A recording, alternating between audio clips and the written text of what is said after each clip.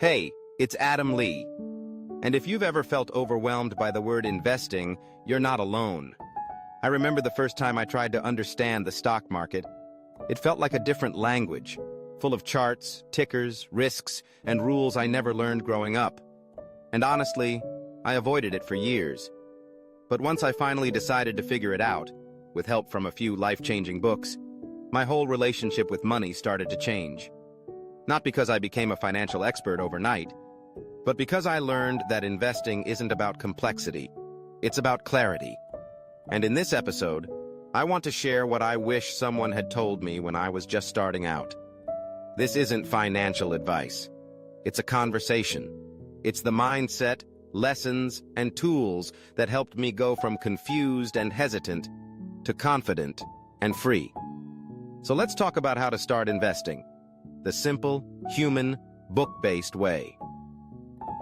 I want to take you back to a conversation I had with a close friend years ago. We were sitting on the balcony sipping coffee, talking about the future. He asked me, "Adam, how are you planning for retirement?"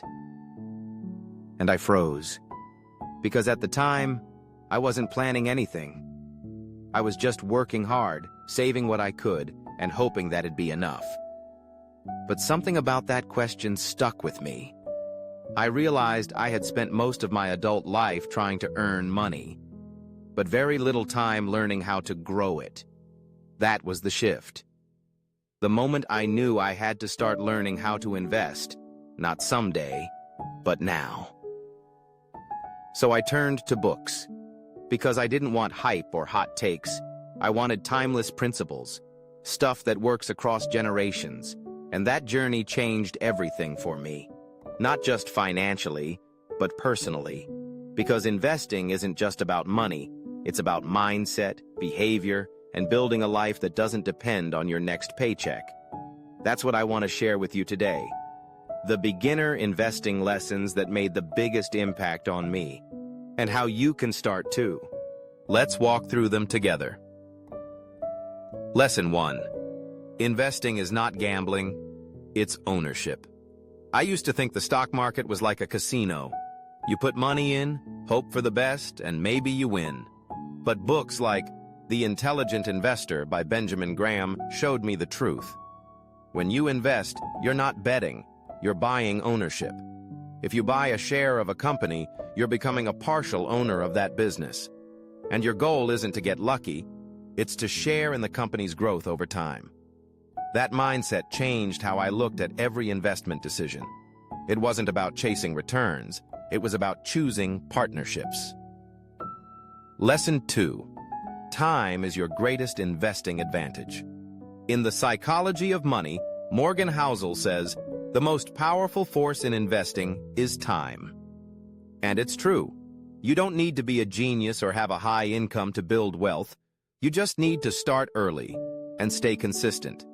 If you invest $100 a month starting at 25 and average a 7% return, you'll have over $240,000 by 65.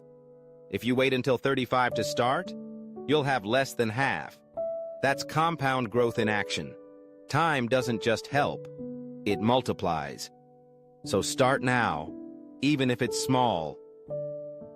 Lesson 3. Simplicity beats complexity.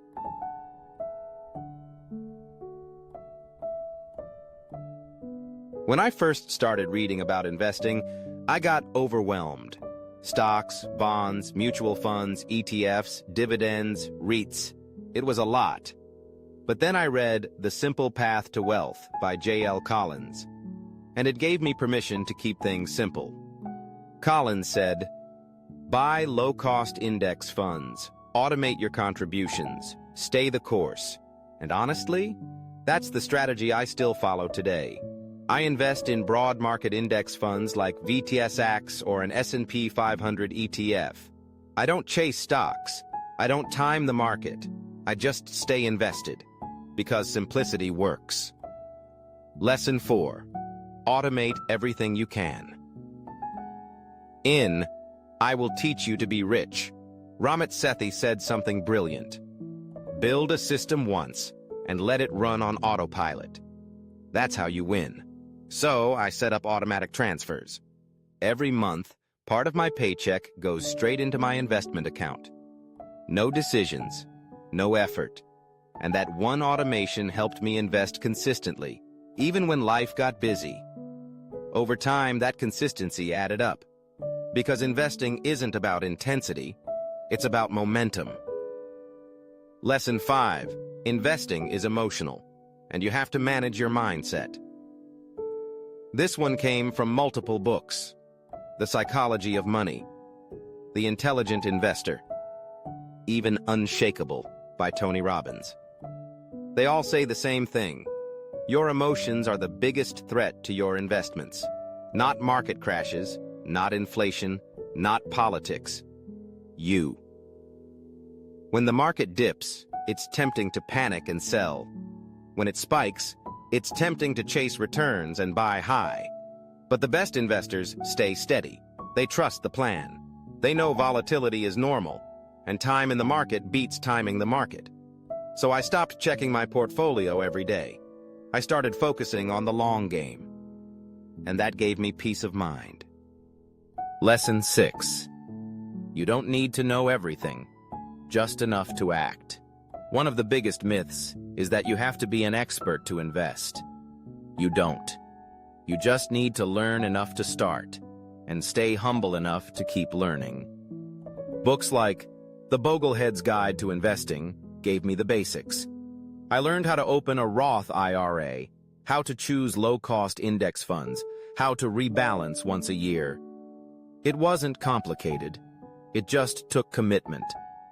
And the more I learned, the more confident I felt. Investing became less of a mystery and more of a rhythm. Lesson 7. Investing is personal, and it starts with your values. This one came from Your Money or Your Life. That book asked a question I'll never forget. Is this how you want to spend your life energy? Because money isn't just dollars. It's your time, your effort, your energy. And the goal of investing isn't just to get rich. It's to buy back your freedom. So I started thinking differently. What kind of life do I want to build? What does freedom actually look like for me? And how can investing help me get there? Intentionally, not accidentally. That's when things got real. So let me recap what really matters. You don't need a finance degree. You don't need to time the market. You don't need to wait for someday. You need to start.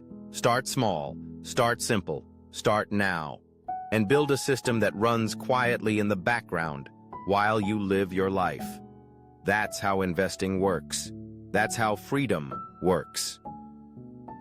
Here's one truth I've come back to again and again. Investing isn't about becoming someone else. It's about becoming someone wiser, with your time, your energy, and your money. The moment you stop chasing hype and start building systems is the moment you begin to own your future. That's the moment everything changes. Thanks for hanging out with me today. If you're just getting started, I hope this episode gave you clarity, calm, and a little more confidence. And if you've been investing for a while, maybe it was a good reminder of what really matters. If this helped you, feel free to share it with someone who's ready to take that first step. Because sometimes all it takes is one nudge, one idea, to shift a whole life. This is Adam. This is Read to Think. Learn smarter. Live better.